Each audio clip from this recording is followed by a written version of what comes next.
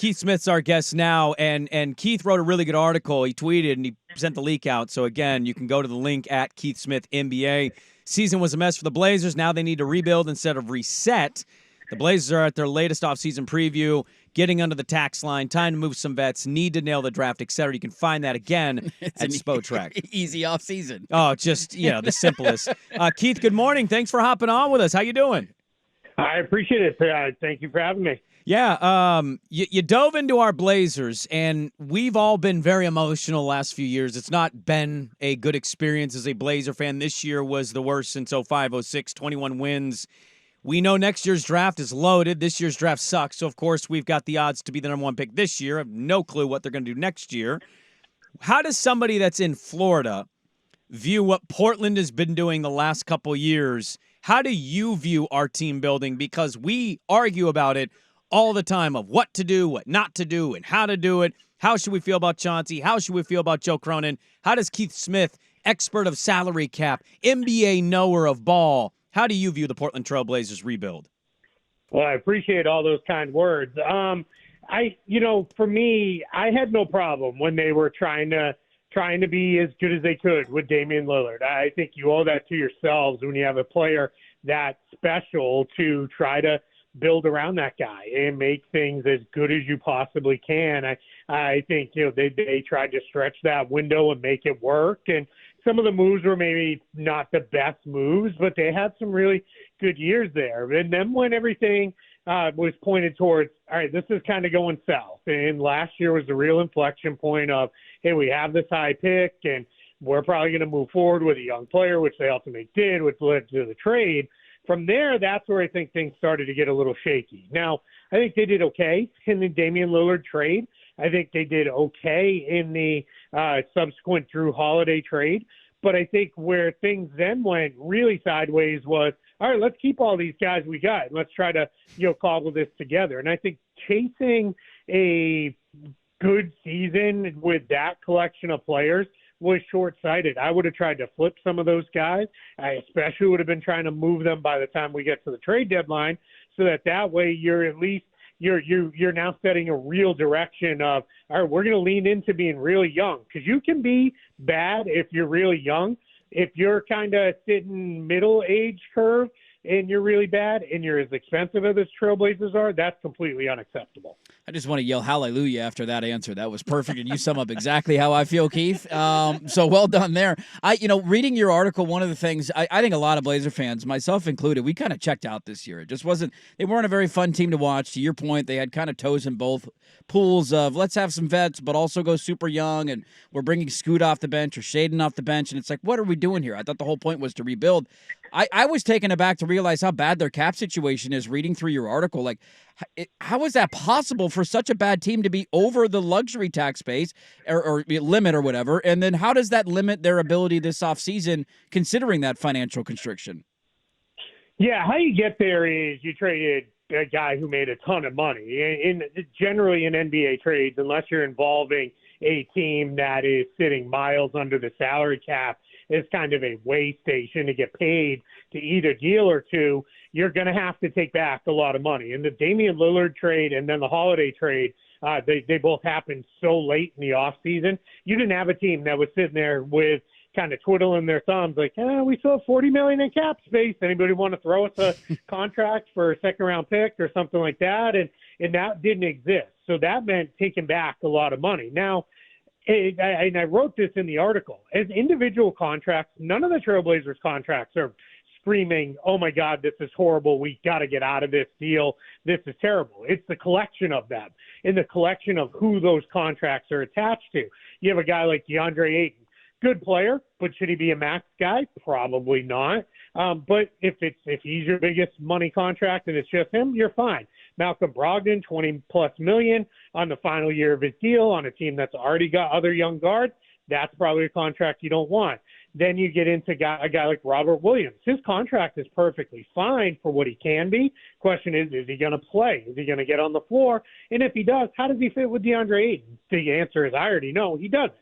So now you're talking about, all right, well, that's a 20-minute a night backup or so. And at that point, that's where they start getting sketchy. And that's before you get to Jeremy Grant, who had a nice year. I think a better year than a lot of people realize, but he makes an awful lot of money. And his bigger problem is he makes an awful lot of money for 4 more seasons. So that's the challenge there for Portland. And I think the order number one has to be, we got to move a couple of these guys and get under the luxury tax. You cannot be a luxury taxpayer and be a team that's probably going to win 25, 30 games next year on the top end. That would just be, absolutely a massive mistake. And that's something where the front office and ownership have to be in lockstep about. This is Keith Smith of Spotrac, NBA front office show. Got a really good article at Spotrac's website on the Blazers, their salary cap situation, because it's an underrated thing, kind of lying ahead of the organization with what they have to navigate this summer. Keith, you're in Orlando. I know you've done some Boston Celtics stuff. You do general NBA stuff. So I want to ask you a Magic question.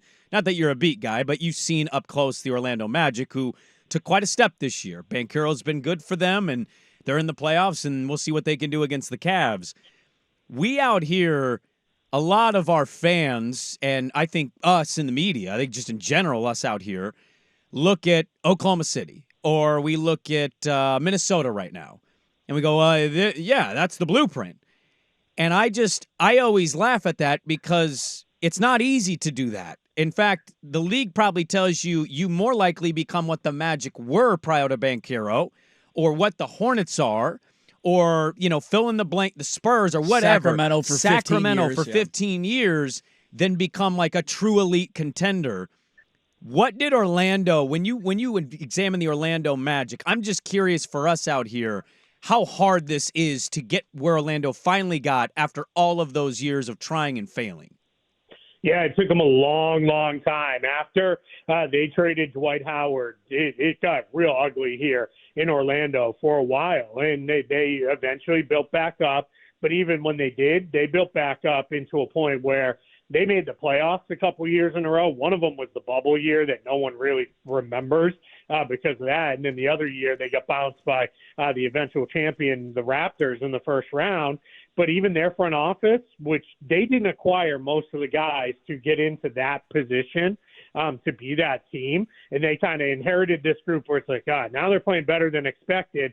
And after 6 years without a playoff appearance, we can't turn around and tell these fans, yeah, but we don't want to be the 8th seed. We're tearing it all down. They let it run.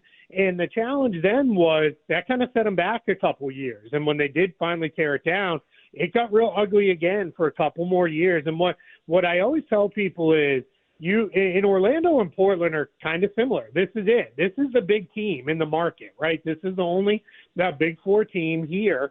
And then the other thing that we both have going on is the soccer team that people, get behind and like quite a bit. So what happened here in Orlando was everybody here, it's first thing, priority, college football, second, college football, third, and the NFL, fourth, probably another college football team. Then if the Magic are good, we'll get on board. And if the Magic aren't good by the time Orlando City soccer starts playing, people start to check out a little bit. And then what happens is you end up with a fan base that's apathetic. And that's worse than a fan base that gets angry and gets mad about things. You need people to still feel that passion and really care about the team. And it took them a while to find the right mix of guys, Franz Wagner and Jalen Suggs. And then they got into the spot where they had drafted Banchero, and now it's all come together in a team that people feel really good and they're really excited about, but it took a while to get there. I'm curious to ask you about Portland's backcourt, Keith, and it might involve Orlando this offseason. We'll see how it plays out. But I look at it from the standpoint, the last 2 drafts, top 10 picks, you took a point guard and a shooting guard. And I would imagine if this is a rebuild, they're going to try and tank again next year for Cooper Flagg. Like, let's see what those guys can do. This kind of needs to be the Scoot and Shaden era of Blazer basketball. I just don't know how Anthony Simons fits. I think there's a logjam at that position. Brogdon is still here, and the roster construction makes no sense to me. Anthony Simons yesterday at his exit interview said, I don't really want to tank again next year, starting to raise some of those indicators of like, yeah, I might be ready to move on. Is that the right move to move on from him, in your opinion? And if they do, what kind of market do you think is there for Anthony Simons? Yeah, it's I'm going to phrase it this way. It's not the wrong move to move on from him. I still think he's young enough where you can still have him be a part of whatever you're building in Portland, where you can have him, be a part of things with Scoot and Shaden and say, all right, this is where we're going to go.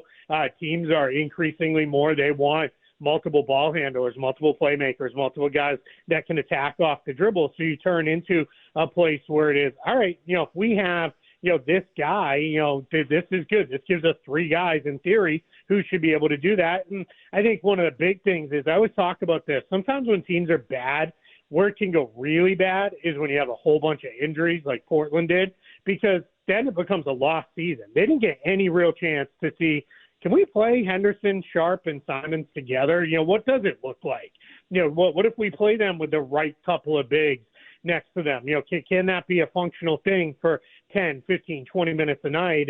And they didn't get that opportunity because, of injuries. And that's where, it turns from a bad season to a lost season. Now, I think then on the flip side of that, if a team comes offering, hey, we're going to throw you a first-round pick for Anthony Simons, you probably have to start to listen because, if he's saying, I don't want to keep losing, I want to start winning games, and you're in a spot where, he's starting to feel a little bit differently, and you're not quite ready for that, then, it could be time to move on.